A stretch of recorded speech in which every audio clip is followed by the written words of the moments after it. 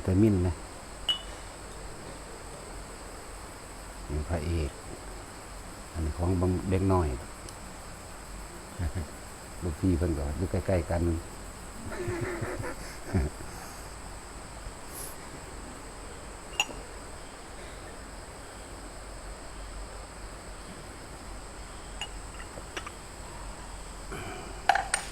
อย่าพึ่งจะฝ้าวนอนไปหาแมงบ่ตอนนี้ อย่าพึ่งจักหาหน้าที่ก่อนเด้ออดเอา จังหลับเอาเลย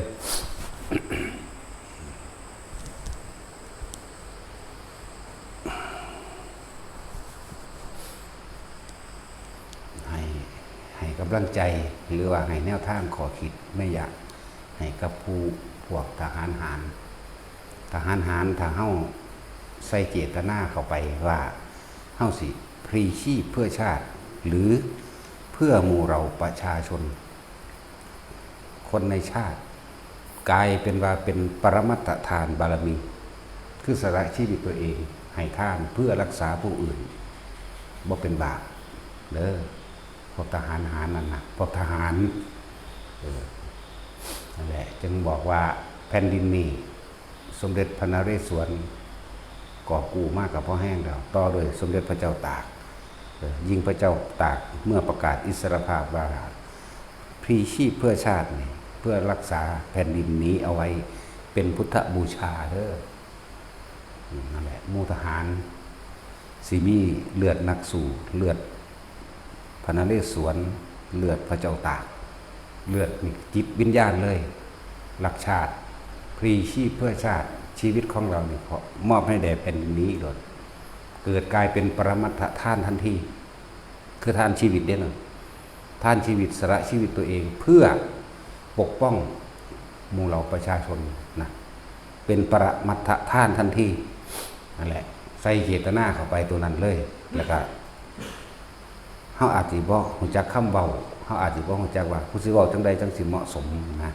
เลยให้เนื้ออยากบอกแนวทางให้ว่าเฮานี่พลีชีพเพื่อชาติรักษาไว้ซึ่งแผ่นดินนี้ให้หมู่เราประชาชนทั้งหลายได้อยู่ด้วยความสงบแม้ชีวิตนี้จักสิ้นไปเพราะการรักษาชาติเป็นปรมัตถทานทันที ตราบใดแต่เฮายังบ่ท่านถึงพระนิพพานอานิสงส์แห่งการพลีชีพเพื่อรักษาผู้อื่นไว้ให้อยู่สงบสุขเหมือนดุจดังว่าพระโมคคัลลาสมัยหนึ่งเพิ่งเกิดกับพระพุทธเจ้าเฮาอยู่ในสมัยของพระมโหสถผู้ยิ่งด้วยปัญญาพระโมคคัลลาเสียสละตัวเองย่อมเข้าไปถูกคือเอามาตีให้มันบวมมันเจ็บมันปวดถอนผมออกเฮ็ดให้หัวแตกเลือดกลางแตกคือสละตัวเองเพิ่นใส่เจตนาเด้ชีวิตลูกเมียเพิ่นก็มีตอนนั้นเข้าใจว่าล่ะแต่ว่ามโหสถบอกเธอจงเสียสละเพื่อผู้อื่นใดบอกได้เธอจงใส่เจตนาเสียว่าชีวิตนี้ขอพีไว้เพื่อหมู่เราประชาชนทั้งหลายในเนื่องวิเทหราชแห่งนี้นะเห็นบ่ล่ะอานิสงส์ของเพิ่น จังว่าลูกศิษย์ลูกหาบริวารเพิ่นก็หลายแล้วก็เป็นผู้เลิศด้วยฤทธิ์พร้อมสั่นตัวอย่างมันมีอยู่แล้วพระมโหสถเป็นผู้บอกแนะนำเธอจักเสียสละเพื่อผู้อื่นได้ไหมบอกได้นะเธอจักเสียสละแม้ตายนี่จักได้ไหมได้ส่วนบุตรและภรรยาของท่านเราจักเป็นผู้รับผิดชอบให้เองนี่ผู้นำอยากบ่นี่บ่ได้พิมพ์เอาตัวรอดเจ้าของเด้ถึงขันบอกว่าลูกกับเมียเจ้าเดี๋ยวเขาจะรับผิดชอบเองหมายถึงพระมโหสถแต่ว่าตัวท่านเองสามารถสละชีพเพื่อผู้อื่นโดยว่าได้ว่าลูกกับเมียบ่ได้เพื่อคนส่วนมากได้บ่ได้ย่อมเห็นบ่ล่ะทุกตีบางหันบางนี้แล้วเพิ่นก็แต่งเรื่องเล่าให้กันนั่นแหละคือมันเป็นปรมัตถทานของเพิ่นมากคือกันพระโมคคัลลานี่เปรียบเทียบแม่ทัพภาคเท่ากับคือกันเวทแบบนั้นแหละแม่ทัพภาค2บุญสิ้นภาคกลางให้กำลังใจรับรองว่าประชาชนทุกหมู่เหล่าเคียงข้างท่านตลอดจึงบอกว่าแผ่นดินนี้ฝากไว้กับทหารไม่ใช่นักการเมือง นักการเมืองมันเข้ามาเอาผลประโยชน์จากบ่ล่ะหาแต่แนวสิวิธีสิเอาเงินออกมาใส่ส่วนตัวมันเด้เงินภาษีของประชาชนเฮานี่แหละสัญญาไว้ใจนะเพราะเหตุใดเห็นแมงโลดจากบ่ล่ะคนเห็นแก่ตัวกับคนสละตัวเองเพื่อผู้อื่นมันคนละเรื่องกันนะจึงเฮาเน้นย้ำว่าตั้งแต่เฮาเกิดมาเนี่ยเคยสร้างประโยชน์อีกอย่างสักอย่างหรือยังเคยทำอะไรเพื่อผู้อื่นสักอย่างหรือยังบ่แม่นเด้ทั้งร่ำรวยทั้งเรียนสูงทั้งรวยทั้งเรียนสูงนั่นแหละฉลาดเล่านั่นคือฉลาดทำลายตัวเองข่มเหงผู้อื่นแต่เป็นการทำลายตัวเองเด้ให้ห่างไกลจากมรรคผลนิพพานจากกันแต่ว่าเฮาหมู่ทหารหารทั้งหลายบอกว่าสละชีพเพื่อชาติสละชีพเพื่อประชาชนทุกหมู่เราเป็นปรมัตถท่านท่านชีวิตจากบ่ล่ะปรมัตถท่านหมายถึงท่านชีวิตตนเองได้ย่อมตายเพื่อผู้อื่นเพื่อให้ประชาชนทุกหมู่เราได้รับความสงบได้รับความสุขได้รับความปกป้องอภิบาลนั่นแหละเป็นหยังเวลาเฮาอุทิศบุญเฮาคือจึงมีขอบุญนี้จงถึงแด่พระสยามเทวาธิราชคำว่าพระสยามเทวาธิราชนี่ไผกระช่างที่ตายไปแล้วอาจจะเป็นพุ่มเทวดาหรือลูกเทวดาจังสิที่อยู่ในประเทศนี่แหละอยู่ในประเทศไทยจังสินะอุทิศบุญให้พระสยามเทวาธิราชอยากบอกเพิ่นก็มีหน้าที่ปกป้องเขตแดนเหมือนกันนั่นแหละมันก็มีลึกลับในหันแหละเคยได้อ่านบ่ล่ะประวัติหลวงปู่หมันสงครามโลกครั้งที่2เขาสิทิ่มระเบิดลงสู่แถวแม่น้ำเจ้าพระยาเนาะเขาทิ่มระเบิดลงเด้พระสยามเทวาธิราชพากันเหาะคือผู้รักษาประเทศนั่นแหละแต่ว่าเป็นส่วนของ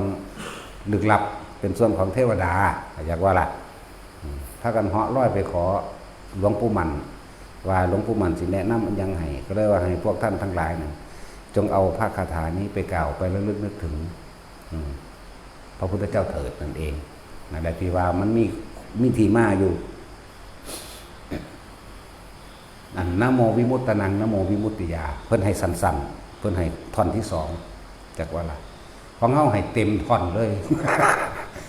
นะมัตถุพุทธานังนะมัตถุโพธิยานะโมวิมุตตนังนะโมวิมุตติยาของเฮาให้เต็มท่อนจากว่าล่ะบ่แม่นหากมีแต่สมัยพระพุทธเจ้าองค์นี้เด้พระพุทธเจ้าอีกเท่าใดหาประมาณบ่ได้ก็กล่าวถึงตรงนี้ก่อนที่เป็นพระพุทธเจ้าจากว่าล่ะเมื่อครั้งที่เราเสวยชาติเป็นโพธิสัตว์เห็นเหรอนั่นแหละ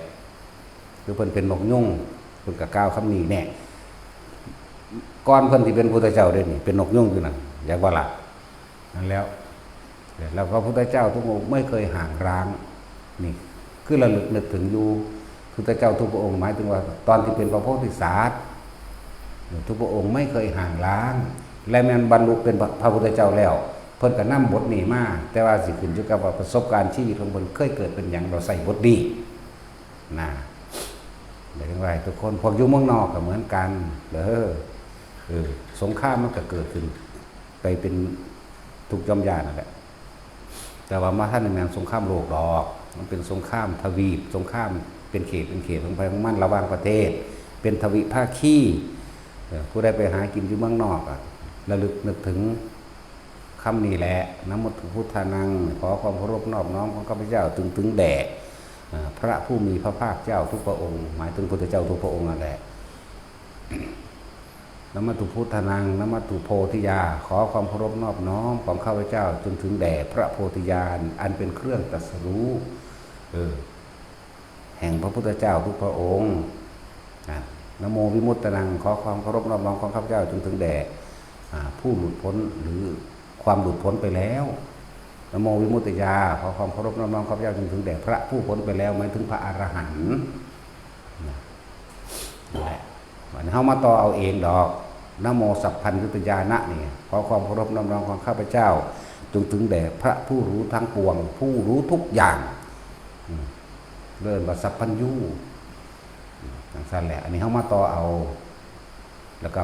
เป็นการระลึกถึงพระเมตตาของพระพุทธเจ้าถึงว่าพุทธสังนี่พุทธก็คือพระพุทธเจ้าทะก็คือพระธรรมสังก็หมายถึงพระสงฆ์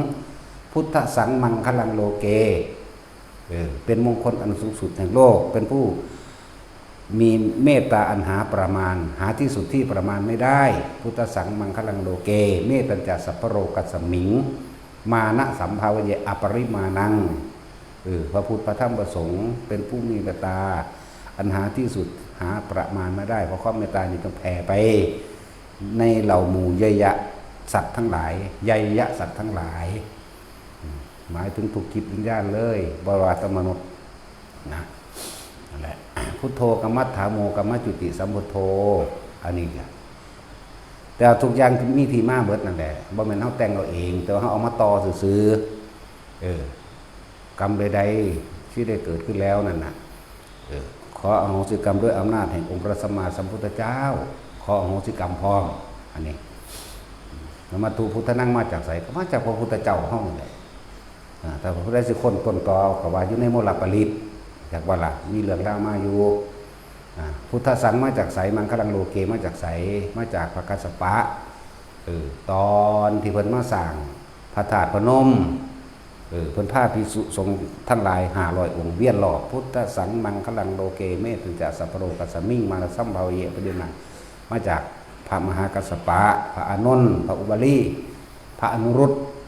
จากว่าล่ะนั่นแหละผู้นำหมู่แล้วก็พระกัจจัยพร้อมกัจจายนะ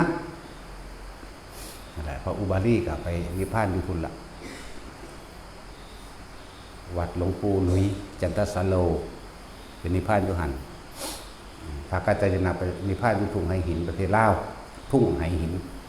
จากว่าล่ะพระอานนท์ก็ไปนิพพานอยู่ระหว่างทำกลางเมื่อ2เมืองเทวทหะกับกบิลพัสท่ามกลางระหว่างคืออยู่กลางแม่น้ำเลยแม่น้ำโลหินีแม่น้ำเป็นเขตเรื่องสั้นพระกัสสปะกับกลับไปคือพาดอยู่เขตท่ามเข้ามาเตือนไม่ไทยนี่แหละให้พวกเขา3 ลูกล้อมไว้7 ลูกล้อมอีกสั้นหนึ่ง3 ลูกล้อมอีกสั้นหนึ่งทั้งสั้นแหละนั่นแหละที่เอามาเนี่ยบ่แม่นว่าเฮาแต่งเอาเองแต่งบ่เป็นแต่ว่าจับมาต่อได้อยู่ทั้งว่าผมอยู่เมืองนอกกับพยายามท่องจำไว้เด้อท่องให้มันขึ้นปากคล่องใจเลยรู้ความหมายเป็นอย่างดีนี่แปลแล้วความหมายมันบ่ล่ะมันจะเกิดกลายเป็นการทรงชาติเจริญชาติด้วยปัทมชาติเพราะปัทมชาติมันก็มีความคิดอยู่นี่ก็คิดถึงอันนี้แหละเข้าใจว่าล่ะคิดถึงนามตุพุทธานังนี่แหละนี่คือคิดแล้วก็ต่อเนื่องกันเรื่อยว่าวิตกแล้วก็เป็นวิจารณ์เมื่อระลึกนึกถึงแล้วปิติมันก็เกิดของมันเองดอกสุขเอกคตาเพียงแค่ปฐมฌานก็คุมตนเองได้แล้วจากบ่ล่ะอะไรเฮ็ดไปเถอะ หมู่ทหารก็คือกันท่องอันนี้โลดท่องเอาเองให้มันเกิดขึ้นคล่องปากขึ้นใจดูเข้าไม้เป็นอย่างดีนี่ท่องเอา พระสยามเทวาธิราชมันได้รับจากหลวงปู่มันเพราะนั้นเอาให้2 ท่อน1ตัวเนาะนะโมวิมุตตานังนะโมวิมุตติยานะแคล้วคลาดจากปลอดภัยจากสงครามเนี่ยสงครามยังไงบ่ค่อยมีดอกนั่นแหละ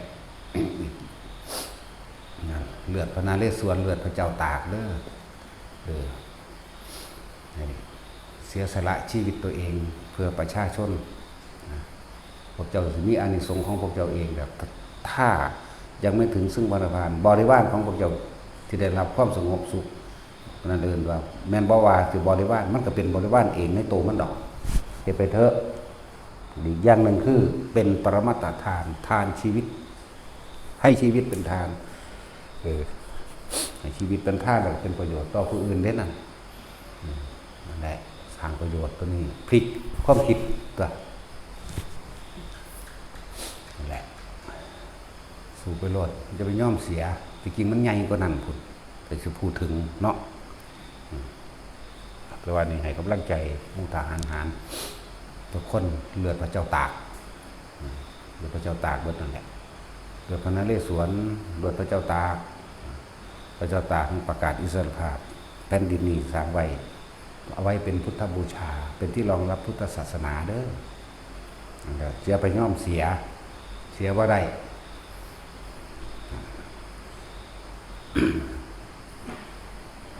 ประเทศชาติ และแผ่นดินทุกเม็ดทุกอนูที่มีเดี๋ยวนี้ฝากไว้กับทหารบ่เป็นนักการเมืองถือไว้ดีๆโลด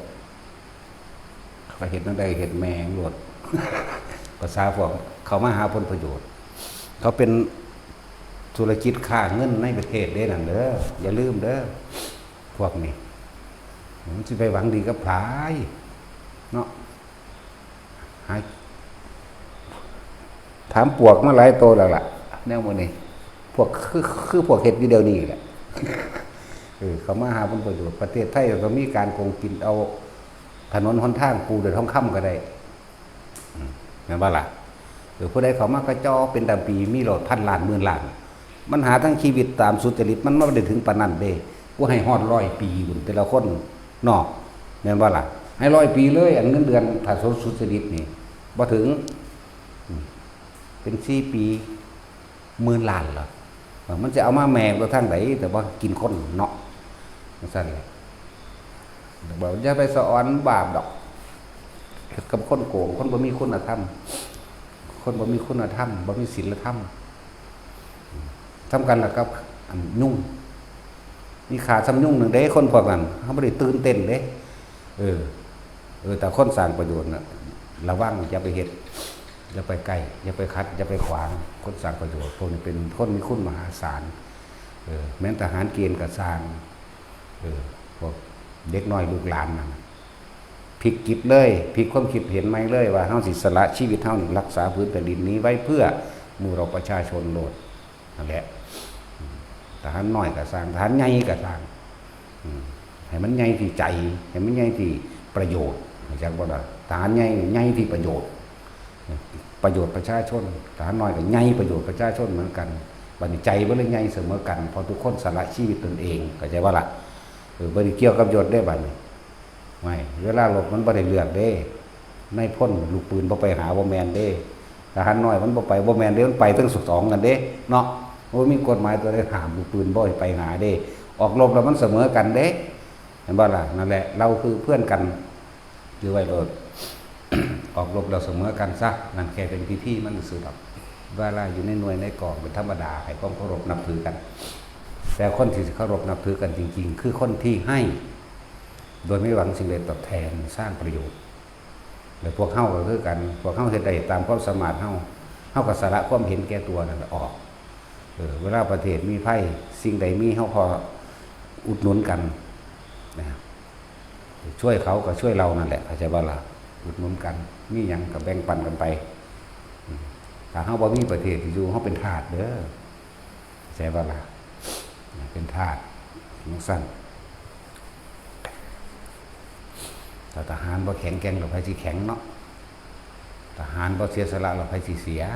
นักการเมืองบ่ได้เสียเด้มาเอาเด้นั่นน่ะธุรกิจการเงินเด้นั่นจักว่าอาชีพนักการเมืองธุรกิจการเงินแม่นบ่ล่ะพวกนี้ลงทุนเด้เอา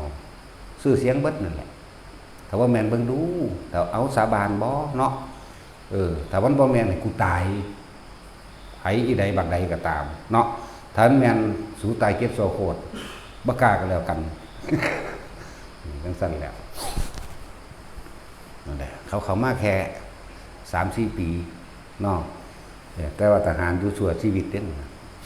นั่นแหละก็ให้กำลังใจพากันสวดทองไวโรจน์นะมัตถุพุทธานังนะมัตถุโพธิญาณนะโมวิมุตตังนะโมวิมุตติยาได้สำนึกเอาสำนี้นะโมสัพพัญญุตญาณะแต่เอาเต็มก็เลยพุทธสังฆังกังโลเกไม่ตจัสสัมโลกัสมิงมันสัมภาวะเยอปริมนังพุทโธกัมมัทธัมโมกัมมัจจุติสัมพุทโธเนี่ยทองไว้คล้องปากขึ้นใจมันเหมือนธรรมดาเลยแม่นเจ้าสิปฏิบัติธรรมบ่ปฏิบัติธรรมกับทางบาดจิตสุดท้ายสิตายนี่ไหมแล้วลึกถึงบทนี้มันไปสวรรค์เด้จากว่าล่ะมันไปสวรรค์เลยพุทโธมันนี่ไปสวรรค์หรือนะโมตัสสะภะคะวะโตนี่ไปสวรรค์ทั้งสั้นแหละแต่ว่าอันนี้มันป้องกันตนเองได้มันเป็นฌานมันเป็นการทรงฌานแต่ก็มันมีอย่างอยู่ในหันแหละถ้ากันสวดเอาทองเอามันเป็นการทรงฌานจะเลื่อนฌานตัว วิตกก็คือคำเบานั่นแหละวิตกคิดถึงคำนี้นะมัตถุพุทธนังมาวิตกวิจารณ์ประคองไว้อย่าวอกแวกเดี๋ยวปิติมันก็เกิดเองครับ เกิดความอาการขนลุกขนพองสยองเก่าวือขึ้นมากำลังใจฮึกเหิมและมีสิ่งปกป้องตนเองพร้อมเด้อเมื่อกำลังชาติมันเกิดขึ้นเมื่อมีวิธีเกิดขึ้นมีสิ่งปกป้องตัวเองในตัวนั่นแหละโดยว่าต้องไปเอิ่นมากมันมาเอาเองแบบพวกนั้นจากว่าล่ะนั่นแหละเราจะเปรียบเทียบแล้วพระอินทร์กับมาตรีเทพบุตรเวลาเขาออกตรวจสอบโลกมนุษย์หรือหาตรวจโลกมนุษย์บ้านใดหลังใดหรือบุคคลใดมีการท่องบนสัตยายทำคำสอนโดยเจ้าไหว้พระสวดมนต์มูพระอินทร์ก่อนที่เขาสู้เขตมนุษย์นะเพิ่นสิไหว้ไปในทิศทั้ง10เด้จากบ่ล่ะหรือเพิ่นไหว้ไปนี่จังว่าไหว้มนุษย์นี่เด้อย่าลืมว่าเทวดาทั้งหลายสุคติของเทวดาที่ปรารถนาของเทวดาคือโลกมนุษย์คือโลกมนุษย์เด้อแต่ว่ามนุษย์อยากเป็นเทวดาเนาะเทวดาคันอยากเป็นมนุษย์นั่นแหละเวลาเพิ่นสิออกตรวจโลกมนุษย์จังซี่เพิ่นสิไหว้ไปในทิศทั้ง10ขอความเคารพนอบน้อมของข้าพเจ้าถึงแด่บุคคลพูดถึงพระรัตนตรัยบุคคลผู้มีศีลบุคคลผู้สร้างประโยชน์แก่ผู้อื่นคือธรรมบุคคลผู้เลี้ยงบิดาบุคคลผู้เลี้ยงมารดาบุคคลผู้เลี้ยงบุตรและภรรยาด้วยความสุจริตแต่เป็นผู้ยิ่งกับว่าบุคคลผู้มีความซื่อสัตย์เป็นผู้ยิ่งเลี้ยงมารดาและบิดาเหมือนกันเด้นั่นแหละบุคคลผู้ทรงฌานเจริญฌานเห็นบ่กุละไล่ไปจนถึงพระอรหันตเจ้าทั้งหลายนี่เลื่อนว่าเพิ่นยกมือไหว้ไปทั้งทิศทั้ง10มาตารีเป็นคนขับรถก็เลยถามว่าพระเจ้าข้าพระองค์ไหว้อีหยังนี่นะก็เลยว่าไหว้อันนี้แหละไหว้มนุษย์ผู้มีศีลธรรม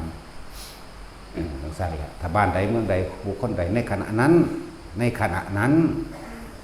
แม้นกล่าวคำระลึกนึกถึงพระรัตนตรัยแม้นสินะโมกะสางนะโมตัสสะภะคะวะโตอะระโตกะสามแม้นพุทธังธัมมังสังฆังสรณังคัจฉามิก็ตามมันสิสะเทือนไปหาเขาโลดจากว่าล่ะแม้ชั่วขณะหนึ่งก็ตามมันสิสะเทือนไปหรือผู้ภาวนาพุทโธก็สะเทือนไปหรือผู้ทรงฌานโดยอานาปานสติยิ่งเชื่อมยางนั่งเลยอันนี้นั่นแหละแล้วจิตมันสงบแม้นเฮาสิระลึกเพราะความกลัวก็ช่างเข้าใจว่าล่ะพูดถ้าสิเว้าเรื่องพระเจ้าพวกสวรรค์สั่นยังละเขาลบกันนั่นนะก็ยังมีการแต่งท่องขึ้นมาเรียกอาณาติยปริตนั่นน่ะนั่นแหละอุ้ยถ้าสิเว้ามันยาวโพดกับยือบ่ค่อยได้ปานใดยาวพวกเทวดาทั้งหลายพวกอสูรลบกันกับเทวดาสัจจตุมเทวดาหมู่ใหม่เทวดาหมู่เก่าว่ากินเหล้าเมาสันก็ฟาดลงภูเขาแล้วเกิดความแค้นซึ่งกันถึงเวลาแล้วก็เป็นโลกตันซะบัดนี้เทวดาแล้วก็ตั้งท่งให้ตั้งท่งมันตัดติดยศให้แต่ว่าขณะนั้นความสยดสยองความหวาดกลัวความข้างคานก็ยังเกิดขึ้นอยู่ตัดมาเรื่องพระพุทธเจ้าว่าแม้การระลึกนึกถึงสิ่งเหล่านั้นความขั้นครามความสยองก็ยังเกิดขึ้นอยู่แต่หมู่ภิกษุทั้งหลายเราใดเมื่อทึกถึงเราตถาคตเห็นว่าล่ะว่าเป็นที่พึ่งอันประเสริฐสูงสุดพุทธเจ้าหมายความว่าเครื่องจริงที่พระศาสดานำมาแสดงพุทธเจ้ากับถ้ำเคลื่อนเดียวกันได้บัดจากว่าล่ะจึงได้เห็นแจ้งซึ่งความจริงเหมือนจากว่าล่ะความสยดสยองความกลัวนั้นจักหายไปจึงขึ้นชื่อว่าเป็นพระสงฆ์หมายถึงบุคคลผู้ระลึกนะเป็นผู้สงเคราะห์ตัวเองได้เป็นผู้เอาตนเป็นที่พึ่งได้ตนเป็นที่พึ่งของตนได้เพราะเอาตนกับถ้ำกับตนพึ่งตนพึ่งทำได้เริ่มว่านึกถึงพุทธธรรมสงฆ์ความขั้นค้ามความหวาดกลัวความสยดสยองย่อมหายไปสั่นต่อแม้ความเบิ่นตัวมันบ่คิดถึงเรื่องอื่นไหมพวกย่านผีกับพุทโธไปมันก็บ่คิดถึงผีมันก็เศร้าย่านนั่นตัวเนาะอันนี้ก็เหมือนกันพุทธังธัมมังสังฆังสรณังคัจฉามิแม่คำนึกตัวนี้มันบ่ไปนึกถึงวาดรูปผีไหมถ้าวาดรูปผีเรามึงอยู่ใส่มันก็ย่านเบิดนั่นแหละเนาะสั้นแหละว่าถามอยู่เสมอหรอกแต่ละคนระลึกนึกถึงบางเรื่องแต่เฮาเกิดมาเฮาเคยเสียสละเพื่อผู้อื่นหรือยังหลายคนก็จะเถียงอยู่ว่าเป็นทางสิบ่เฮ็ดเด้เนาะแต่ว่าพวกเจ้าเนี่ยเฮ็ดเพื่อหยังขนาดให้ทานทำบุญหาพ่อหาแม่มันยังขอเนาะ มันสิเสียสละอีหยังสิไปว่าหยังกับเสือหรือผู้อื่นอันบ่แม่นญาติหรือแม่นญาติก็สร้างอันนี้ขนาดกับพ่อกับแม่นี่หรือทำบุญว่าสิตัดความโลภออกได้หรือสิสละความเป็นก็ได้ออกได้มันยังเห็นก็ตัวยิ่งเก่าๆอีกเวลาท่านอย่างไรขอตะพุตะพื้อยู่ขอได้สวรรค์ขอได้วิมานเกิดพบได้สัตว์ใดคำว่าทุกข์คำว่ายากจนอยากให้มีกับผู้ฆ่าเด้อว่าล่ะบางดูมันยังไปขอความทุกข์อยู่เนาะสั่นแล้ววันนี้สิอุทิศบุญพนะมันบ่ไปดอกจะคำว่าพนะบ่สั่นแล้วนั่นแหละขณะทำบุญหาพ่อหาแม่ก็ยังขอไหมแน่พ่อแม่เลี้ยงมากคักๆก็ยังไปขอท่วงบุญคุณจากเพิ่นอยู่เนาะอีหลีนั่นแล้วก็ต้องถือว่าแมนคือเขามาเนี่ยเขาเห็นอยู่นี่เขามาแม่วันน่ะผู้ขามาทำบุญหาพ่อหาแม่คืออาจารย์วางสั่นสิโอ้ยสาธุเอ้ยผู้ขาอยู่ดีมีสุขยุดจะมาได้ให้ไว้เจ้าเฮ็ดเพื่อตัวเองได้นั่นน่ะบัดตามธรรมดาแล้วพ่อกับแม่พวกเจ้าเลี้ยงพวกเจ้ามานั่นน่ะปรารถนาให้ลูกมีความสุขอย่างเดียวได้บ่ได้ขออย่างอื่นได้นั่นน่ะให้ลูกเป็นคนดีให้ลูกมีหน้าที่การงานให้มีการงานอันเจริญและมั่นคงให้ชีวิตมีสุขเด่นเขาเจ้าหวังสำนันหนึ่งเด้หวังกับพวกเจ้าบ่แม่นหวังเอาแบบนี้เจ้ามาหาบุญหาแม่จังได๋จึงมาขอให้เจ้าของมีความสุขให้อายุยืนพร้อมหยุดเปลี่ยนความคิดไหมน่ะนั่นแหละเปลี่ยนความคิดเห็นไหมจังว่าแต่ละคนถามตัวเองดีๆสละตัวเองเพื่อผู้อื่นใดหรือยังสละสิ่งที่ตัวเองมีเพื่อผู้อื่นใดหรือยังการให้ทานเป็นเบื้องต้นแต่เป็นของทำไงข้าวน้ำซ้ำปลาคืออาหารยารักษาโรคคือห่มที่อยู่อาศัยนี่สละออกโดยบ่หวังสิ่งใดตอบแทนนี่จะแม่นเพื่อผู้อื่นแท้แม่นเพื่อตนเองว่าต้องไปขอนั่นแหละนี่เป็นอย่างนั้นแต่ซอยเหลือผู้อื่นโดยการแนะนำวิชาความรู้หรืออาชีพการงานต่างๆโดยบ่หวังสิ่งใดตอบแทนก็เห็นหรือยังหรือซอยผู้อื่นโดยใส่กำลังแรงกายตัวเองโดยหวังสิ่งใดตอบแทนก็เห็นหรือยังนั่นน่ะจะไปว่ายังกับสละชีวิตเพื่อผู้อื่นหมายบ่ล่ะผู้สละชีวิตตนเพื่อให้มนุษย์สัญชนทั้งหลายได้รู้ธรรมเห็นธรรมยากที่สุดคือตัวนี้นอกนั้นบ่ได้ยากเลยอันอื่นมาเทียบแล้วบ่ยากเลยเขาสละความสุขทั้งโลกแม่นบ่ล่ะสละลูกสละเมียเด้สละกามเด้ล่ะนะเพื่อสินำเอาความจริงที่พระพุทธเจ้าสั่งสอนแสดงไว้ออกมาเปิดเผยออกมาเผยแผ่เพื่อให้คนได้เห็นทางแห่งความพ้นจากการเกิดพ้นจากการเกิดเพราะการเกิดมันเป็นทุกข์เกิดเป็นหยังก็สร้างทุกข์บัดแล้วถ้าว่าจะทุกข์ก็จะเกิดตัวเนาะกันว่าแท็กซี่ปากว่าบ่เกิดแล้วบ่อยากเกิดแล้วแต่ว่าปัจจุบันเดี๋ยวก็ศูนย์ผู้นั้นเดี๋ยวก็ศูนย์ผู้นี้อยู่นี่ไหมเนาะนี่ไหมมันเว้าเอาหน้าคนว่าบ่เกิดศาสตร์นี่แน่เนาะพ่อศาสตร์นี่เป็นศาสตร์สุดท้ายนี่คือคำบอกเอาอนาคตแต่ความเป็นจริงโอ้ยอีนานี่คืองามแท้ว่าเด้เนาะเดี๋ยวไปเบิ่งเนี่ยจากความเฮ้ยคือขี้เกียจป่วยนี่เหลืองเติมอยู่อีหานี่ว่าเด้สั่นแล้วมันวายอีหลีเด้อในใจมันนั่นน่ะฟาดปากมันโลดไปหอนนี่ตีกุ้มตามันโลดมันอ้วนๆนึงดอกแรงบรรทัดดอกมันตวมเตรียมแล้วอันนั้นไปนั่งตลาดเห็นอีนั่นอีนี่สิเงี้ยงเบิ่งเขาเด้บัดหันมาทั้งเนี่ยอีหาเนาะแท็กซี่มันว่าอีหลีปากหูมันโลดมันนั่งเบาๆออกทั้งปากนะมันคิดให้ใส่แล้วมันขี้เกียจหาวฝาดมันโลดคือนั่งว่าขี้เกียจหาวนึงเด้คนน่ะอุ้ยอีห่านี่ปานสิเสียงป่วยมันว่าสั่นแหละทุกคนบ่ได้อยากเกิดพอได้ยินได้ฟังธรรมแล้วแต่ว่าทุกคนสิเข้าใจและสิท่านความคิดเจ้าของบ่ในปัจจุบันสัมมาทิฏฐิเห็นตามความเป็นจริงจริงหยังความเกิดเป็นทุกข์แก้เป็นทุกข์เจ็บไข้ได้ป่วยเป็นทุกข์พัดพาจากสิ่งที่รักเป็นทุกข์อยากได้สิ่งใดแล้วบ่ได้ดังใจสิ่งนั้นก็เป็นทุกข์ความตายเป็นทุกข์นี่คือเห็นตามความเป็นจริงแล้ว แล้วก็เห็นตามความจริงว่าสิ่งทั้งหลายทั้งปวงย่อมเกิดจากเหตุเหตุคือจากเกิดจากความคิดของเราเองนั่นเห็นตามความจริงแล้วคนเฮานี่มันทุกข์เพราะความคิดไม่ได้ทุกข์เพราะอย่างอื่นความคิดนี่ความอยากได้อยากดีอยากมีอยากเป็นแล้วก็ดิ้นรนแสวงหาถ้าเฮาหยุดความคิดได้เฮาจะเอาความทุกข์มาจากไสนี่คือคิดได้สรุปได้ทุกคนเกิดมาตายนี่ก็สรุปได้เป็นตามความเป็นจริงสิ่งทั้งหลายทั้งปวงหาความจริงแรงยืนบ่ได้บ่มีสิ่งใดมันคงจากการจักอย่างล้วนแล้วแต่มีความเกิดเป็นธรรมดาแตกดับสูญสลายเป็นธรรมดานี่คนทุกคนสรุปความเห็นได้ญาณทัศนะนี่คือการเห็นตามความเป็นจริงเมื่อเห็นตามความเป็นจริงแล้วมันแม่นเกิดเป็นหยังก็ตายคือเพิ่นว่าศาสตร์นี่ศาสตร์สุดท้ายกูบ่เอาแล้วนี่คิดไว้ซื่อๆได้นั่นคิดสรุปได้นี่เรียกว่าสรุปความเห็นลงได้แต่ความจริงเฮาเฮ็ดได้เฮาสิบ่เกิดนั่นแหละเฮ็ดจังได๋เฮารู้เท่าทันความคิดดูท่านความคิดนะอาสวะรู้ท่านอารมณ์ เฮ็ดจังได๋เฮาสิสังขารุเปกขายานเมินเฉยจากความคิดสังขารุเปกขายานเห็นความคิดแล่นไปแต่ว่าบ่ไปตามความคิดอารมณ์เกิดบ่ได้มันก็เป็นอาสวะขยะเองอารมณ์บ่ได้มาเกาะเกี่ยวอีกแล้วนั่นก็ไปหันตัวนั่นแหละวิปัสสนาญาณทั้ง9ก็เลยแต่เฮาบ่เริ่มแต่ที่แรกก็ซื้อมันยาวกับมันจื้อบ่ได้จื้อบ่ได้จื้อเอามึงหนีรถก็ได้จังว่าเห็นตามความเป็นจริงได้แล้วว่าบ่เกิดแต่ต้องควบคุมความคิดได้เด้แล้วสัมมาทิฏฐิตัวนี้สำคัญที่หนึ่งเลยถ้าสัมมาทิฏฐิมีความเข้าใจตามความเป็นจริงเราเห็นตามความจริงยอมรับความจริงนี่ยอมรับความจริงแล้วสัมมาสังกัปโปคือดำริคือคิดจังว่าคิดในขณะที่ตาเห็นหูได้ยิน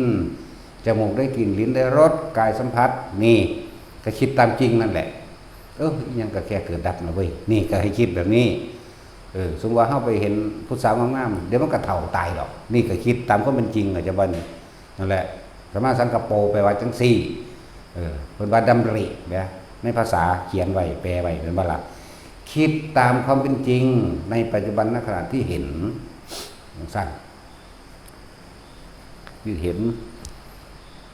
แต่ได้สัมมาทิฏฐิแล้วสัมมาสังกัปโปวาจากัมมันโตอาชีวะวจโมสติและสมาธิเดินตามกันเองบอกมรรคทั้ง8ก็เดินตามองค์ที่1นั่นแหละจักว่าล่ะมรรคไปองค์หนทางท่านเดินของจิตทางเดินของความคิดแล้วก็ทางเดินของกายวาจานั่นแหละอันนึงจักว่าล่ะเมื่อคิดดีแล้วกายและวาจามันก็ไปในทางดีทางที่ไม่ทำร้ายทางที่ไม่เบียดเบียนนั่นแหละแล้วก็เฮ็ดตั้งใดบัดเฮาสิสละความเห็นแก่ตัวออกได้นะเพราะมันเห็นความเห็นแก่ตัวแล้วมันเห็นตามความเป็นจริงแล้วเห็นได้ที่สิละความยึดมั่นถือมั่นสละความเห็นแก่ตัวของเจ้าของออกได้อารมณ์นั่นแหละความเห็นแก่ตัวใช่ป่ะล่ะรวบมาให้คักก็ได้อารมณ์ได้พอใจกับไม่พอใจคนเฮาแต่พอใจเดี๋ยวสิแสวงหาดิ้นรนเนาะดิ้นรนแสวงหาอยากให้มันอยู่จังซั่นตลอดถ้าบ่พอใจอยากผลักไสไล่ส่งเด้บ่ปรารถนากูบ่เอาบ่อยากอยู่ไกลมึงเห็นบ่แท้ที่จริงแล้ว2อารมณ์นี่คือสิ่งเดียวกันพาเกิดสิ่งเดียวกันคือสิ่งที่พาเกิดเจ้าของได้พาเองเด้อบ่มีผู้อื่นเฮ็ดให้เกิดเด้เจ้าของเองเด้อนั่นแหละมันพาเกิดพาตายกับความคิดเจ้าของเองนั่นแหละนั่นแหละแต่ว่าทุกคนพยายามเฝ้าสังเกตความคิดเจ้าของเองอยู่กับลมอยู่กับอุณหโลมอยู่กับความรู้สึกในกายณจุดใดจุดหนึ่งสร้างฐานที่ตั้งแห่งจิตหรือทำสมาธิจิตตั้งมั่นขึ้นมาอยู่ในฐานอันเดียวสมถะทำให้จิตว่างวิปัสสนาทำให้ว่างจากจิตสมถะทำให้ไม่คิดดูเป็นอารมณ์ที่เป็นหนึ่งวิปัสสนาทำให้เห็นความคิดถ้าจิตบ่ตั้งมั่นบ่หยุดคิดก็จะบ่เห็นความคิดที่มันเกิดเองโดยสัญญาแก่ว่าล่ะสั่นตัวตั้งแต่กี้เฮามีแต่คิดอยากได้อยากดีอยากมีอยากเป็นเฮาไหลไปตามนั้นเนาะความคิดเฮาเนี่ยน่าแล่นไปไหลไปปรุงแต่งไปมีอารมณ์ปนไปตามสิ่งที่คิดปนไปตามตาเห็นปุ๊บมันก็คิดแล้วหรือเกิดอารมณ์เลยแต่กินความคิดเกิดเราได้นั่นแต่ว่ามันเร็วเกินจนจับบ่ได้เห็นปุ๊บโอ้ยนี่คืองามแต่เลี้ยวบางอีกหนึ่งเสกเวกอยู่ขี้ไล่นั่นคือบ่มักคือบ่พอใจมีคน2คนมาเนี่ยก็มีผู้พอใจผู้หนึ่งผู้บ่พอใจผู้หนึ่งแน่2อย่าง สิ่งเดียวกันเด้อพระเกิดนั่นแหละแต่ผู้เฮาพอใจเฮาก็แสวงหาเพื่อสิมาแบบสนองปัญหาอารมณ์แห่งตนถ้าผู้บ่พอใจเฮาบ่อยากไกลบ่อยากเว้านำเนาะนั่นแหละยังได้สิท่านตัวนี้ท่านอารมณ์ใดถือว่าก็ต้องเฮ็ดสมาธิสะก่อนให้จิตตั้งมั่นสะก่อนเอิ้นว่าสมถะโดยการเพ่งอยู่ในฌานนี่แหละฌานแปลว่าเพ่งคือเอาใจเพ่งนี่แหละเอาร่วมความคิดต่างๆมาอยู่กับลมหายใจสะก่อนจังซี่นะคือเอิ้นว่าสติรู้ลมเข้าแล้วรู้ลมออกว่าไปทำความรู้สึกอยู่กับลมเข้าลมออกเมื่อมันว่างเมื่อมันตั้งมั่นดีแล้วเขาสิเห็นความคิดเนาะเขาเดี๋ยวแลนไปหาผู้นั้นเข้าใจว่านี่พวกนี้เขาเดี๋ยวเลยคิดไปหาลูกคิดไปหาหลานคิดไปหาบ้านคิดไปหาสมบัติคิดไปหาสวนหาเลือดสวนไรหน้าต่างๆคิดไปแล้วนั่นแหละทางบ่ตั้งมั่นเขาสิบ่เห็นเด้แต่กี้มันบ่เคยมีความหยุดคิดจักเทื่อมันบ่เป็นสมถะได้จักเทื่อเข้าใจว่านี่มันมีแต่ไหลไปแต่เกิดว่าบ่ถึกใจอุ้ยไผสิทุกข์ทำกูเด้แม่นบ่ล่ะเพราะว่ามันบ่เห็นนั่นน่ะบัดนี้เลยสิ่งคำว่าเจ้าของทุกข์ยากเสงกันแปลว่าแข่งขันกันว่าใครจะทุกข์กว่ากันตั้งแต่แข่งอารมณ์กันเอาความบ่พอใจกับของออกมาเว้าแข่งกันนั่นถ้าเฮาหยุดนิ่งได้แล้วเฮาสิค่อยๆเห็นมันเองดอกบ่อยมากชินคอยเห็นไปเองเฮ็ดให้จิตตั้งมั่นเริ่มว่าสมถะทำให้จิตว่างนี่คือมันบ่คิดไปเรื่องอื่นๆจากบ่นี่วิปัสสนาทำให้ว่างจากจิตแล้วจึงจะเห็นความคิดที่วิ่งไปเรื่องนั้นแล้วก็จะค่อยจับส่วนจับเงินจับปลายมันได้ก็จะค่อยๆกลับมาลมก่อนไปอีกแล้วกลับมาลมก่อนไปอีกแล้วเฮ็ดไปเฮ็ดมาเกิดความรู้สึกในกายก็เลยเอานี่แหละอุณาโลมนี่แหละหรืออาการปิติปราโมทย์ที่เกิดขึ้นอยู่ระหว่างกายมาเป็นเครื่องอยู่แห่งความรู้สึกตัวนี้อยู่บัดนี้คือความรู้สึกอยู่ระหว่างกลางหน้าผากกลางหัวก็แล้วแต่เอาความคิดไปจากบ่เมื่อความคิดไปนั่นแหละจึงบอกว่าวิปัสสนาเห็นความคิดบัดนี้เห็นบ่สมถะจิตว่างวิปัสสนาทำให้ว่างจากจิตตัวนี้ไปแต่ว่าเฮาบ่คิดตามมันคิดบ่แม่นเฮาคิดถ้าตัวนี้หายแสดงว่าไปแล้วกลับมาใหม่หายทรงอยู่จังสั่นหรือว่าทรงอยู่จังสั่นรักษาทรงก็คือรักษาความรู้สึกผู้ใดที่ชั้นที่2แล้วหมายถึงขั้นที่2ขั้นแรกมีลมหายใจเข้าออกกับมีอาการปิติขั้นที่2มันบ่ได้คิดหยังมีแต่ปิติเกิดขึ้นเลยแล้วความคิดสิพาขึ้นมาเองดอกเข้าใจว่าล่ะแต่ว่าความคิดนี่แทรกขึ้นมาเองดอกสัญญาเรียกสังขารขันธ์ก็ว่าสัญญาเก่าก็ว่ามันก็คิดไปแต่ความรู้สึกนี่ยังอยู่นั่นแหละเราเห็นความคิดจะบ้าบันแต่ว่าถ้าความรู้สึกหายไปพร้อมเมื่อไหร่เมื่อกี้กูคิดเป็นน้ำมันแล้วนั่นแหละเริ่มเห็นเขาดึงมาไหมคือมาอยู่ไหมไปอีกแล้วดึงมาไหมใครไปเอาไปว่าตัวนี้อยู่ตลอดตัวคิดก็คิดไปเลยมันสิแยกเอาเองดอกเขาจะเป็นผู้รู้เขาจะเป็นผู้เห็นเอาเองดอกแต่ว่าบันนี่บางที่ก็เห็นแต่ของหายใจมันบางที่ก็เห็นความคิดไปตั้งหากเห็นความรู้สึกเรื่องนี้หายใจตั้งเงืองอีกคุณเลยแต่ว่าจะแทรกความคิดเห็นต่างๆเข้าไปพาอีกคือเป็นนั่นนี่ก็ว่าไปนั่นแหละเกิดยังขึ้นกระสร้างจะคิดจะแทรกจะแซงให้เป็นผู้รู้ผู้ดูผู้เห็นเฉยๆนี่สรุปเอาแต่เป็นธรรมดานั่นแหละเกิดขึ้นไม่ระวังลอยเถื่อนี่ยังแทรกแซงอยู่เนาะบ่ได้เบาหน่อยได้ลอยเถื่อได้นี่ขี้ปะติ๋วได้ซ้ำนั่นมันก็ยังกลุ่มเจ้าของมันคือคิดแนวนี้อยู่เด้เนาะคิดแต่แนวเร็วๆเด้เนาะแต่ถ้าสิร่วมเข้ามาหาพวกนักปฏิบัติทั้งหลายส่วนมากจะคิดปรามาสครูบาอาจารย์เข้าใจว่าล่ะมันสิปรามาสครูบาอาจารย์เด้มันสิเก็บคำบ่ถูกใจเข้าไปยังเว้าลามกว่าเด้คือเขาว่านะว่าบรรลุธรรมแล้วยังด่าคนอยู่บ่ได้บรรลุดอกว่าเด้นั่นแหละว่าปรามาสดูถูกด้อยค่านั่นสั่นเขาบ่ได้บรรลุคือเขามาถามบรรลุธรรมมันก็ยังด่าคนว่ากูบ่ด่าซื้อได้กูตีแมงแล้วเด้ว่าฟ้าเมื่อกูใส่พร้อมแล้วเด้หีแม่มึงนี่แล้วเด้ผู้นั้นเบิ่งนั่นยังเว้าลามก กูไม่ได้คิดถึงหีคือสูได้ว่ะสูเว้าหรือสูคิดถึงหีได้ว่ะ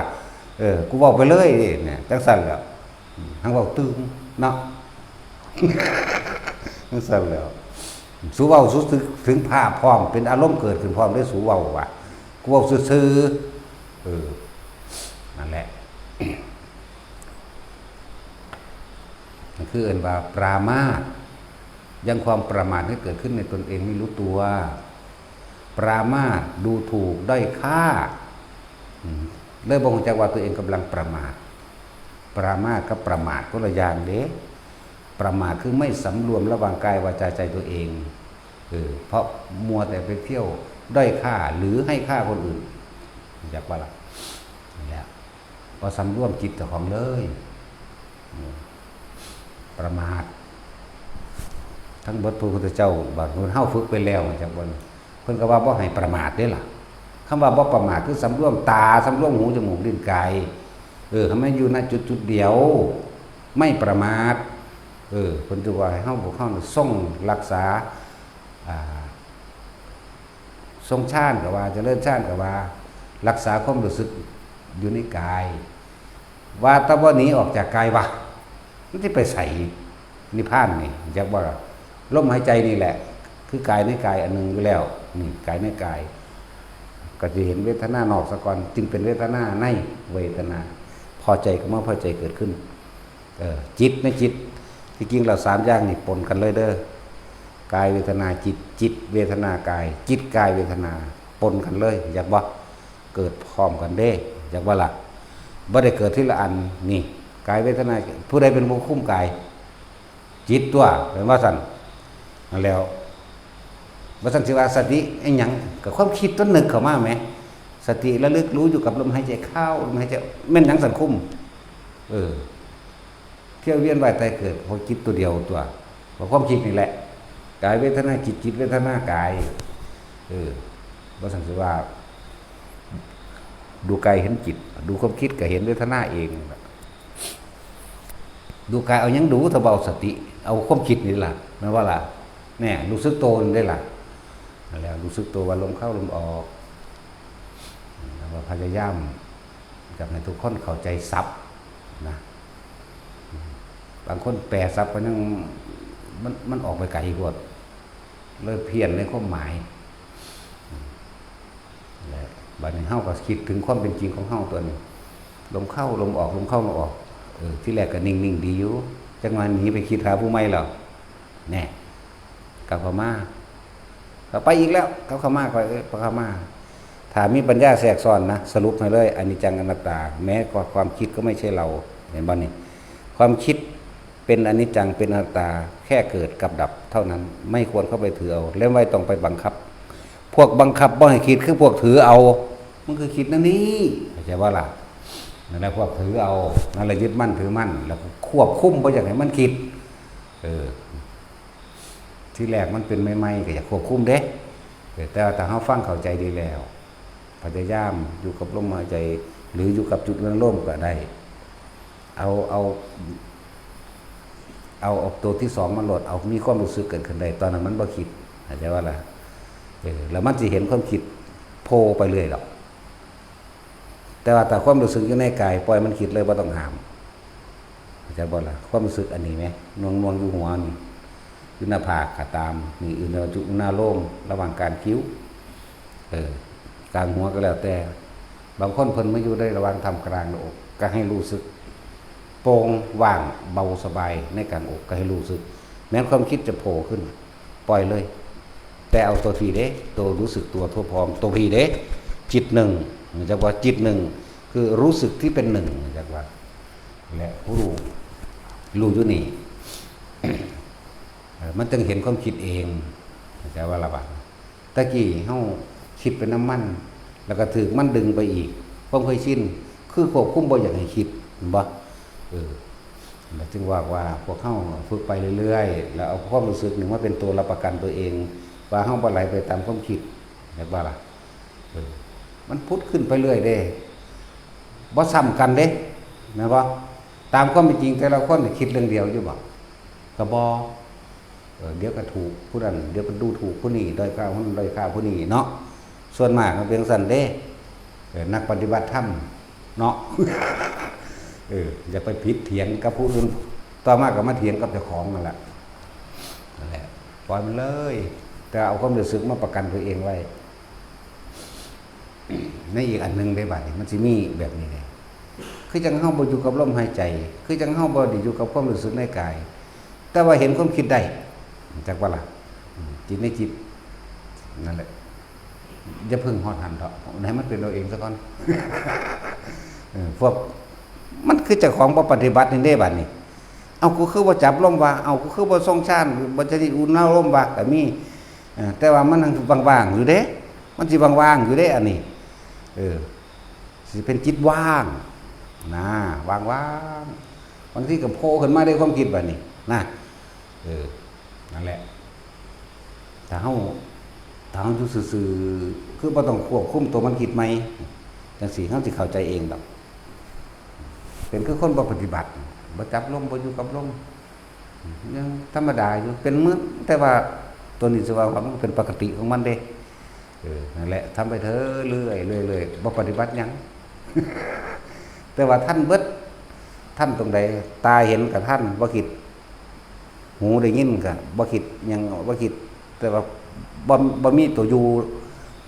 บ่แม่นว่าบ่ได้อยู่ในนี่บ่ได้อยู่นี่บ่ได้อยู่หน้าอกนะ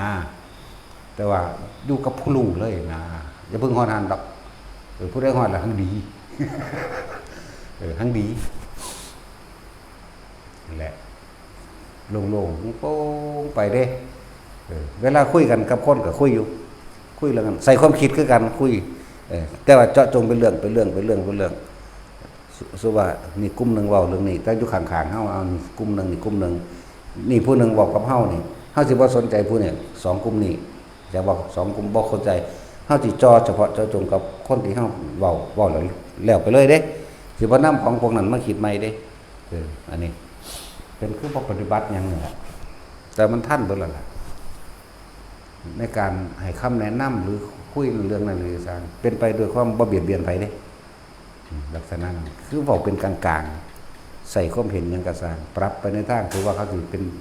ป็นเรื่องผิดเถียงเป็นเรื่องหยังกะสร้างเพิ่นสิมีแต่ประสานสมานมิตรให้เกิดความน้อมเข้ามาหาตนเองโดด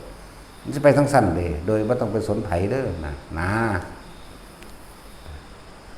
ส่วนมากนึกแต่อยากชนะผู้อื่นแต่ว่าบ่อยากชนะเจ้าของไผไปเลยเนาะเห็นแก่ตัว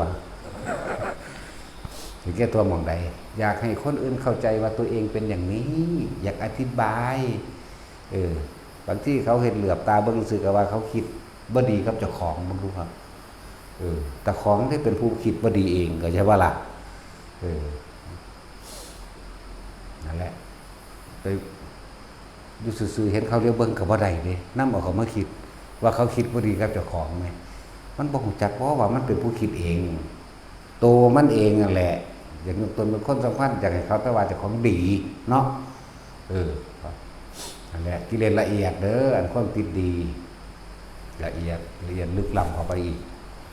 จึงว่ากุศลสังกัปปะเวลามันเกิดขึ้นมามันอยากให้ผู้อื่นดีเด้เนาะแต่ว่าบ่ทันอารมณ์มันอยากแลนไปเทศสอนผู้นั้นไปบอกผู้นี้มีแต่ความหวังดีกับผู้อื่นเด้แต่ว่าถ้าเขาคัดกับสิ่งตัวเองนำออกไปพูดไปเว้านี่เนาะศูนย์ขึ้นเด้ปึ้งขึ้นแล้วเด้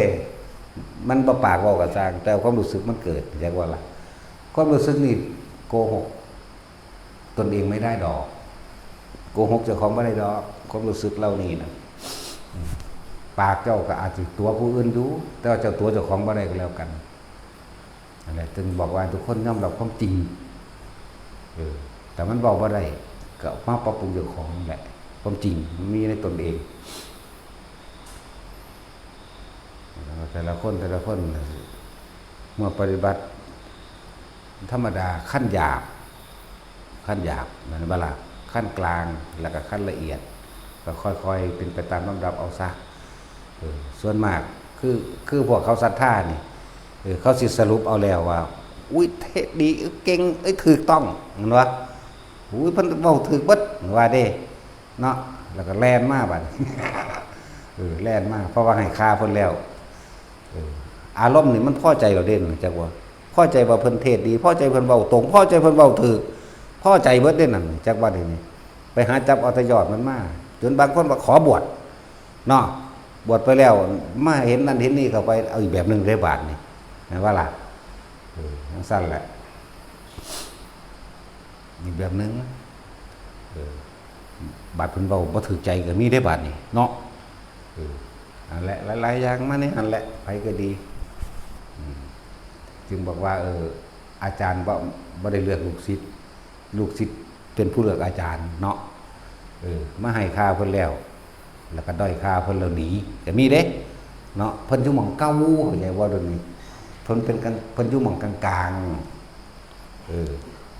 มันขึ้นอยู่กับตัวเองเด้อย่างนี้ว่าเพิ่นเป็นเพียงผู้แนะผู้บอกเพิ่นละให้บ่ได้ถ้าละให้ได้โอ้ยบ่ฮอดพี่ดอกพุทธเจ้าละให้เฮาแล้วเนาะนั่นแหละจังว่าในโลกนี้หรือโลกใดก็สร้างบ่มีผู้ใดเสกสนบันดาลยังให้ผู้ใดได้ล้วนแล้วแต่ตัวเองสร้างขึ้นมาเองทั้งสิ้นที่พระพุทธเจ้าว่าสัตว์โลกเป็นไปตามกรรมกัมมุนาวัตติโลโกสัตว์โลกมันก็เป็นไปตามการกระทำของตัวเองอันเกิดจากจิตเจตนาสะก่อนกายและวาจากระทำต่อนี่บ่มีผู้ใดดลบันดาลสุขและทุกข์ให้ใครได้บ่มีผู้ใดสาปแช่งผู้ใดตกนรกไปเป็นเปรตเป็นผีได้แต่ว่าล่ะบ่มีผู้ใดให้พรไปสวรรค์ร่ำรวยหรือไปพรหมโลกนิพพานได้บ่มีผู้ใดอวยพรผู้ใดมีความสุขได้ล้วนแล้วถ้าเกิดขึ้นจากตนเองเบิดนั่นแหละพวกที่ว่าพระเจ้าดลบันดาลนั่นดลบันดาลนี่ก็ยังคือทุกข์อยู่สั่นคือบ่ดลบันดาลความทุกข์มันหายออกคือนั่นคือบ่ดลบันดาลความของข้าในใจของเจ้าของมันหายออกเนาะแม่นบ่ล่ะสวดอ้อนวอนอยู่ว่าสั่นสวดจนถึงเลียดหัวออกเลียดดังแตกออกลองมือรู้มันสิโดนบันดาลอยู่เนาะหรือทำพิธีถวายของบูชายันต่างๆเอามึงเฮ็ดเข้าไปมึงเฮ็ดจนตายพุ่นเฮ็ดจนว่าเบิดแนวเสียดเบิดให้เบิดหน้าเบิดเงินเบิดทองมันสิโดนบันดาลอยู่บ่นั่นแล้วนั่นแหละธรรมะเป็นของกลางธรรมะนี่เป็นของทุกชีวิตสรรพสัตว์ธรรมะคือความจริงของทุกชีวิตสรรพสัตว์สัตว์โลกเป็นไปตามกรรมนึงกระทำสิ่งใดอย่างใดเราผมสิ่งนั้นทุกสิ่งทุกอย่างมีความเกิดธรรมดาดับเป็นธรรมดาแม่นทั้งวัตถุชีวิตสรรพสัตว์เลยบ่เกี่ยวกับศาสนาศาสนาเป็นเพียงแค่ว่าบอกแนวทางหรือบอกอัตลักษณะของศาสนานั้นๆเฉยๆเด้แต่ว่าธรรมะเป็นของกลางเป็นของมีอยู่ก่อนฮอดพระพุทธเจ้าเกิดซึ่งมันมีอยู่แล้วเพิ่นไปคนพบคนพอความจริงเพิ่นถึงนำความจริงนี่ออกมาสอนบ่ได้แม่นว่าตะกี้มีศาสนาบ่ทันได้ว่าพุทธศาสนาเด้มีแต่ว่าเมื่อครั้งเราเสวยชาติเป็นโพธิสัตว์แม่นบ่ล่ะถ้าเป็นพระพุทธเจ้าเฮาก็ดีแต่พวกผู้ล่อค่อยความหวังผู้อื่นให้เจ้าของมีความสุขบ่มีทางตราบใดที่ยังยื่นมือขอความช่วยเหลือจากบุคคลผู้อื่นตามนั้นเจ้าจะบ่ได้เป็นอิสระเลยเจ้าสิบ่เป็นอิสระเลยแต่สิล่อตั้งแต่ให้คนมาซอยนั่นแหละเพิ่นเบิ่งตาแขล่อคนมาซอยสนิทดิล่อให้พระเจ้ามาซอยแม่นบ่ล่ะ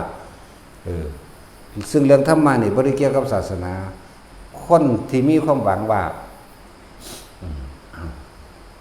คนที่มีความหวังว่ามีเทพเทวดาอินทร์พรหมทั้งหลายสิมาช่วยนี่ก็เรียกว่าถือผีเรียกว่าถือเทวานิยมแม้ศาสนาอื่นว่าล่อพระเจ้ามาไถ่บาปเป็นบ่นั่นก็เทวานิยมแม่งคนที่ขึ้นชื่อว่าในสำนักทะเบียนว่าศาสนาพุทธก็บ่ต่างกันกับอื่นๆก็บ่ต่างกันกับที่ล่อคอยความหวังให้เทพเทวดาอินทร์พรหมพระจงพระเจ้าพระพรหมทั้งหลายมาดลบันดาลไม่ต่างกันเป็นอันเดียวกันแต่ถ้าธรรมะเนี่ยเข้าใจแล้วเข้าใจสัมมาทิฏฐิเห็นตามความเป็นจริงสัตว์โลกเป็นไปตามกรรมคือการกระทำของเฮาเองเกิดจากจิตเจตนาเป็นเริ่มต้นนี่คิดสิ่งไหนก็จะทำสิ่งนั้นนี่ก็จะเป็นอย่างนั้นนี่อันนึงเลยนี่บ่ล่ะแล้วอันนี้ถ้าเว้าเรื่องศาสนาเอาเกิดเหมือนกันบ่สัตว์มันมีศาสนาบ่สัตว์เดรัจฉานมันก็เกิดเหมือนกันมันก็แก่เหมือนกันเนาะบ่มีศาสนาได้แต่ว่าเป็นธรรมะเข้าใจบ่เจ็บป่วยเหมือนกันบ่พัดภาคจากสิ่งที่รักร้องไห้เสียใจเหมือนกันผู้ใดว่าสัตว์บ่มีความผิดมันคิดผิดเด้อเห็นบ่ล่ะสัตว์เดรัจฉานมันไม่มีมันจังสิบ่มี นั่นแหละและคนและสัตว์หรือทุกศาสนาบัดนี้เราตายเหมือนกันไหมนี่เนาะเอามือจุ่มน้ำห้อนมันก็ห้อนคือกันเด้ล่ะบ่ได้เกี่ยวกับศาสนาเนาะนี่คือความจริงนี่คือธรรมะนั่นแล้วเฮาเห็นนั่นคืองัวนี่คือควายเนาะเขาขายแยกลูกแยกแม่แยกพ่อเนาะโอ้ยพ่อบ่เกี่ยวนั่น ส่วนมากแม่เพราะเป็นกรรมของผู้หญิงเนาะส่วนมากกันพอมันเซิ่นเหล่านี้ได้มันไม่สนใจได้เหมือนกันในว่าสันแต่ว่าแม่มันฆ่าท้องลูกไว้ที่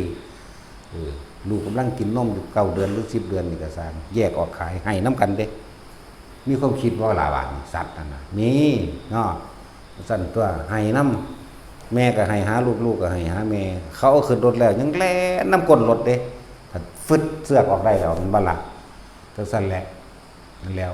ถ้าพัดพลาดจากสิ่งที่รักเสียใจเหมือนกันไหมนี่คิดเป็นไหมนี่คิดเป็นสิบ่คิดว่าสันมันสิหูภาษาบอกกับภาษามันง่วงควายกับเฮ้ยมันบ้าละจังสิมันก็ไปคือกันตัวหมาก็ไปบ้านี้เนาะจังสิเสะมันก็ไปอยู่ได้ล่ะอันนี้ภาษาหมาสั้นแล้วถ้าว่าบ่ฮู้ภาษาถ้าว่ามันบ่คิดเป็นมันก็คิดเป็นคือกันตัวมันสั้นแล้วมันบ่ฮู้มันซื่อๆไว้แต่ลองฮู้ปวกเบิ่งดูมันก็คือกันตัวมันต่างกันได้ล่ะ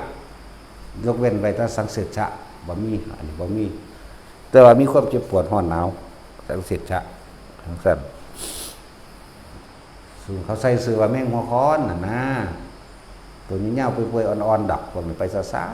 ๆนี่คือสัตว์ที่เป็นสัตว์เทรัจฉานที่ตกต่ำที่สุดคือประเภทนี้นะเป็นประเภทนี้ก็เคลื่อนตัวได้ซ่าๆพวกนี้ ลำตัวยาวๆนั่นแหละสัตว์ที่ตัวตกต่ำที่สุดในสัตว์นะจังหวะแต่ละคนเทียบเอาคำว่าธรรมะนี่คือความจริงของทุกคนเวลาคนที่หักบัดนี้คนที่เฮายินดีคนที่เฮาพอใจหรือคนที่เฮาเคารพนับถือคนที่เฮาหักก็ว่าเขาตายหรือเขาจากเสียใจเด้ให้น้ำแบบนี้นั่นจากเป็นกับกินหอดกันเด้เนี่ยเกี่ยวกับศาสนาว่ากินหอดกันบ่เกี่ยวสัตว์มันมีอยู่ศาสนาบัดนี้นั่นแล้วคืองัวเขาขายแยกลูกแยกแม่แลน้ำกดรถนี่เห็นบ่ล่ะนั่นแหละศาสนาบ่นี่คือธรรมะนี่คือความจริงเป็นอันเดียวกันเบิดว่าคนละสัตว์ทั้งถึงว่ามันบ่แยกแยะบ่ได้ดอกเพราะว่าน่ะสัตว์นี่พุทธเจ้าสิใช้คำว่าสัตว์ตัวเดียวเลยเด้ไล่มาตั้งแต่สังเสริฐะพุ่นล่ะจนว่าฮอดเทวดาอินพรหมพุ่นฮอดอรูปพรหมก็ยังเอิ้นสัตว์เด้จักบ่ล่ะนี่พุทธเจ้าเอิ้นว่าสัตว์อย่างเดียวสัตว์ทั้งเบิดตราบใดที่ยังมีตัณหาเรียกว่าสัตว์จักบ่ล่ะที่มาบานี้สำหรับบานี้จังแยกมาว่ามนุษย์เท่านั้นที่สามารถเข้าถึงทำได้เป็นบ่ล่ะมีมนุษย์เท่านั้นนี่จังไม่แยกว่าเป็นมนุษย์ได้บ่ล่ะมนุษย์กับสัตว์นี่แหละแล้วจังมาแยกถ้านำธรรมมาไปปฏิบัตินำความจริงเข้าไปให้เห็นตามความไปปฏิบัตินั่นแหละจังมาแยกความว่าแต่พระโสดาบันความเป็นสัตว์เหลืออยู่ 75% จังว่าล่ะถ้าพระสกิทามีความเป็นสัตว์เหลืออยู่ 50% เนี่ยยังสัตว์อยู่เด้ถ้าพระอนาคามีความเป็นสัตว์ยังเหลืออยู่ 25% เห็นบ่ล่ะนี่แหละมันก็เป็นถ้าเป็นอรหันต์หมดความเป็นสัตว์เพราะไม่มีตัณหาเพราะว่าไม่มีอุปทานอาจจะว่าล่ะไม่มีตัณหาไม่มีราคะตัณหาคือความอยากอาจจะว่าล่ะราคะคือความยินดีพอใจในรูปในรสในกลิ่นในเสียงสัมผัสอารมณ์ความรู้สึกมันก็มีถ้ามียิ่งก็ยิ่งพอใจแล้วความบ่พอใจคือความโกรธก็มีกันแต่แหละจึงครอบคลุมไปด้วยความหลงอย่างสั้น พระโสดา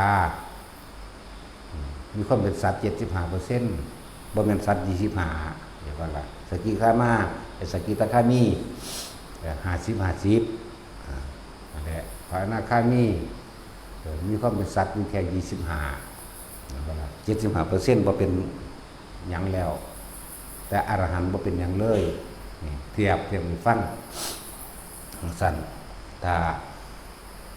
คนทุกช ชนชาตินำทำความจริงเขาตัวนี้ไปปฏิบัติอันนี้แม่นเจ้าสิขึ้นชื่อว่าพุทธคริสต์อิสลามก็สร้างแต่ถ้านำทำเข้าไปปฏิบัติแล้วรู้ลมหายใจเหมือนกันศาสนาอื่นก็มีหูดังไหมเนาะเขาก็มีหูดังเขาก็หายใจเป็นไหมนั่นว่าล่ะก็สามารถทำสมาธิเพื่อให้จิตตั้งมั่นได้แน่เฮ็ดได้คือกันได้บัดนี้บ่ได้เกี่ยวกันเนาะนั่นแล้วบ่ได้เกี่ยวกันทำให้สมาธิจิตตั้งมั่นได้ถ้าไม่เห็นความจริงใดถ้าไม่เข้าใจความคิดของตัวของเองใดถ้าไม่ละความเห็นต่างๆใดและถ้าไม่เข้าถึงคำว่าอรหันต์ใดเหมือนกันทั้งหมดบัดนี้ศาสนาอื่นๆบ่ว่าพุทธคริสต์อิสลามบัดนี้ถ้าถือผีถือเทวานิยมเนาะบูชายงบูชายันอยู่เนี่ยมันก็บ่ได้เกี่ยวเด้มันก็ว่าศาสนาอีกเนาะก็เลยเทวานิยมสร้างเว้าทรัพย์สารสวยสวยงามหรือว่าเทวานิยมชมชอบว่ามีเทพเจ้าดลบันดาลมีอันนั้นอันนี้ดลบันดาลมีพระโยนเอาไว้หนักดลบันดาลเรียกว่าเทวานิยมผีดลบันดาลนาคงูดลบันดาลไก่ดลบันดาลปลาดลบันดาลต้นไม้ดลบันดาลภูเขาดลบันดาลนั่นแหละคือความเห็นผิดนั่นแหละจึงบอกว่าพวกเจ้าสิพ้นจากความทุกข์ยากลำบากได้จังใดแต่สิเว้าเรื่องทางโลกจะบ่เฮ็ดงานหยังล่ะจะมีแต่ไปขอนั่นขอนี่แม่นบ่ถ้าคนที่เฮ็ดงานด้วยตนเองเจ้าก็มีเงินเก็บขึ้นมาเองเด้ล่ะเนาะบ่ได้มีไผโดนบันดาลเด้นี่แม่เนี่ยเจ้าของเฮ็ดงานเอาเองจังได๋เอาเองเด้นี่จังว่าบ่มีไผโดนบันดาลจังว่าพยายามละความเห็นที่เป็นมิจฉาคือเห็นผิดจากความเป็นจริงเลยสัมมาก็คือเห็นตามความเป็นจริงเลยสัมมาเป็นสั้นแหละจังว่าแต่ละคนถ้าเฮาได้สัมมาทิฏฐิคือเข้าใจจงแจ้งนึกสัมมาคือแจ้งแตกฉานบ่มีข้อสงสัยหยังแล้วมันบ่ดีมันอีกบ่โดนบ่นานดอกแล้วความคิดของเฮาสิบ่ได้ไปเกาะเกี่ยวกับสิ่งศักดิ์สิทธิ์สิบ่ได้ไปเกาะเกี่ยวกับการทำพิธีขอร้องอ้อนวอนนั่นบ่ล่ะบ่ต้องไปสวดนั่นนี่เพื่อสิให้ความอยากของเจ้าของเกิดขึ้นตามอารมณ์นั่นนั่นบ่ล่ะนั่นแหละจังว่าบ่มีผู้ใดสาปแช่งเฮาตกนรกได้ดอกบ่มีผู้ใดอวยพรเฮาขึ้นสวรรค์ได้ดอกตัวเฮาเองเฮ็ดเองล้วนๆนี่แหมว่าซั่นสิว่าสาปกูได้เถิดสาปกูตกนรกนั่นเถิดเนาะสาปให้กูตายเดี๋ยวนี้ก็สาปได้เถิดแน่ถ้ามันบ่ตายเองมันไผสิไปสาปได้เดี๋ยวนี้เห็นบ่ล่ะสาปแช่งมันก็เลยแช่งชักหักกระดูกเนาะมีแต่ปากเว้าล้วนแล้วแต่เอาอารมณ์ซ้ำๆของเจ้าของออกมาแสดงเองนั่นแหละอารมณ์นั่นมันกำลังถึงแท่งเจ้าของมันหล่นมันเลยเอามาเว้าให้ผู้อื่นอีกแต่ว่าบิ่งก็เพิ่มความหนักของเจ้าของเองด้วยมันซั่นแล้วนั่นแหละแต่ว่าธรรมะนี่เป็นสิ่งที่พิสูจน์ได้อยู่แล้วมันพิสูจน์ได้เป็นพุทธะอันตัวเห็นว่าซั่นรู้ตื่นเบิกบานแจ่มแจ้งหายสงสัยมีแต่ความจริงบ่แม่นความเสื่อแล้วแต่คนมันเสื่อเร็วๆเดี๋ยวแนวต่ำๆเพราะว่าทุกคนมันมีแต่แนวต่ำๆอารมณ์ต่ำคืออารมณ์เห็นแก่ตัวคนอื่นว่าอารมณ์ต่ำๆคือเห็นแก่ตัวมันบ่ยกจิตขึ้นสู่ที่สูงคือมันบ่สละตัวเองออกเพื่อให้มันเบาขึ้นเด้เนาะศาสนาความเห็นแก่ตัวมันก็เบาขึ้นมันก็บ่ต่ำขึ้นตัวอันนี้มีแต่แนวต่ำๆยิ่งอยากได้เท่าใดทั้งจมลงไปเด้จากบ้านนี้นั่นแหละเพียงใดก็ตายเบิดนะศาสนาใดก็ตามสิเว้าเรื่องศาสนาตายเบิดแต่ว่าเรื่องธรรมะคือความจริงตั้งแต่หมาตั้งแต่แมวมันมีศาสนามันก็ตายได้เนาะจังซั่นแล้วสัตว์ทั้งหลายช้างม้าวัวควายหมูเห็ดเป็ดปลาตายเบิดแน่บ่ได้เกี่ยวกับศาสนาเด้ล่ะพวกนี้จังซั่นแล้วแต่ผู้ใดเข้าใจยังแจ่มแจ้งแล้วเรียกว่าสัมมาทิฏฐิเห็นตามความเป็นจริงบ่มีแนวเถียงถกเถียงก็จักหน่อยเลยความเชื่อที่ถูกเปิดเผยเองดอกบ่มีความสงสัยแม้แต่นิดนึงแล้วก็ใช้ชีวิตไปโดยบ่ต้องเบียดเบียนนี่ก็ฮู้แล้วว่าการไปเบียดเบียนผู้อื่นทำร้ายผู้อื่นก็คือการทำร้ายและทำลายตัวเองก็ฮู้นี่แหละเห็นตามความเป็นจริงมั้ยสัมมาทิฏฐินะโตเดียวนี่ก็คุ้มเบิดแล้วเนี่ยมรรคทั้ง7เป็นแต่เพียงผู้เดินตามเปรียบดุจดังว่า เฮาติดกระดุมถือแล้วแต่อันเดียว อันอื่นมันก็ถือน้ำกันเบิดแต่พิษอันเดียวกับพิษเบิดตัวเนาะสั่นแล้ว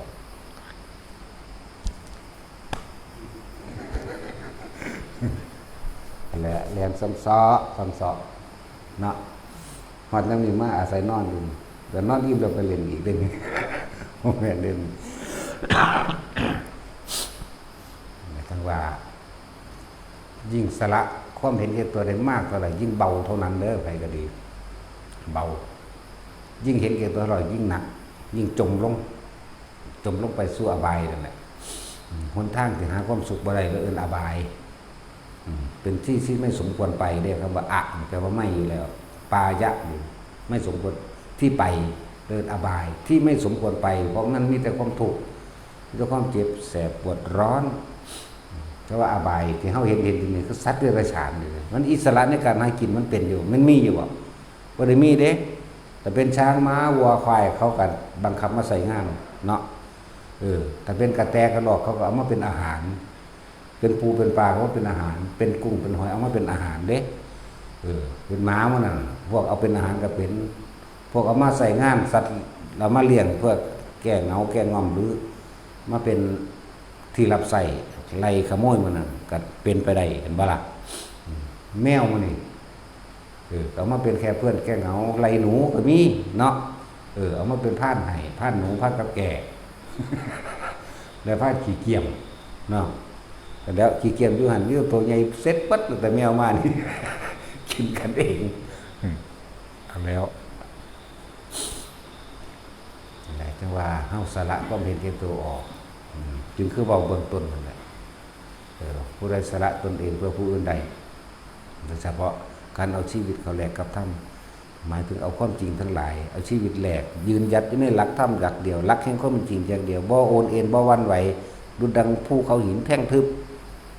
รถที่มาส้นกับรถพังเองอย่าว่าล่ะ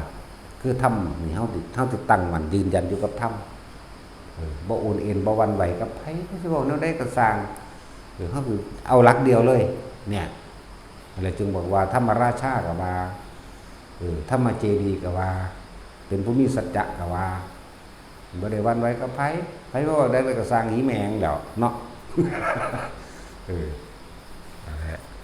มันเขาเรามาซ่อนกับรถพังเองเครื่องบินซ่อนกับเครื่องบินพังเอง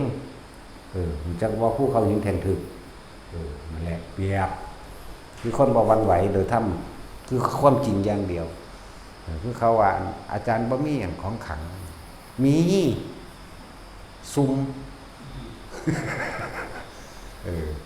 แต่ว่าบอกสูไปซื้อเอาเด้สูบ่ได้เฮ็ดขายว่าสารบ่เป็น